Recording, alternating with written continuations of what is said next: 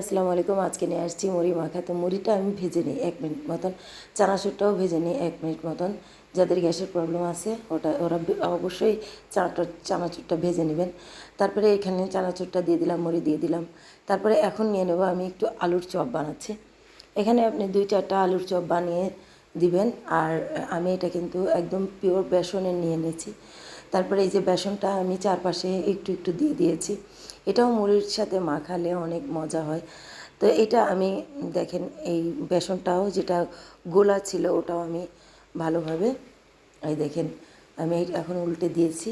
বেসনটাও ভালোভাবে আমি সবগুলি উল্টে দিয়ে দেবো, ছোটোগুলিও উল্টে দিয়ে দেবো। তারপরে এখন এখানে নিয়ে নেব ততক্ষণে পেঁয়াজ, তারপরে শসা, তারপরে কাঁচামরিচ এগুলো দিয়ে দিলাম। তারপরে আমার হয়ে গিয়েছে এই চপগুলি।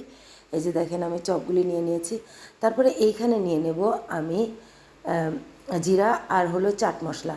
এটা আমি জিরা আর চাট মশলা আমি এখানে সরিষার তেলে দিয়ে আমি এর উপরে ঢেলে দিলাম। তো এখন ইচ্ছা মতন মেখে খাবেন। তারপরে এখানে দিয়ে দিলাম শুকনো মরিচ ভাজা। আপনি এটার ফ্লেভারটা অনেক সুন্দর আসে, তো এই জন্য দিয়ে দিলাম। তারপরে এখন এখন চপের সাথে মাখিয়ে খাবেন। অনেক টেস্টি। দেখেন সবার থেকে আলাদা তড়কা মুড়ি মাখা।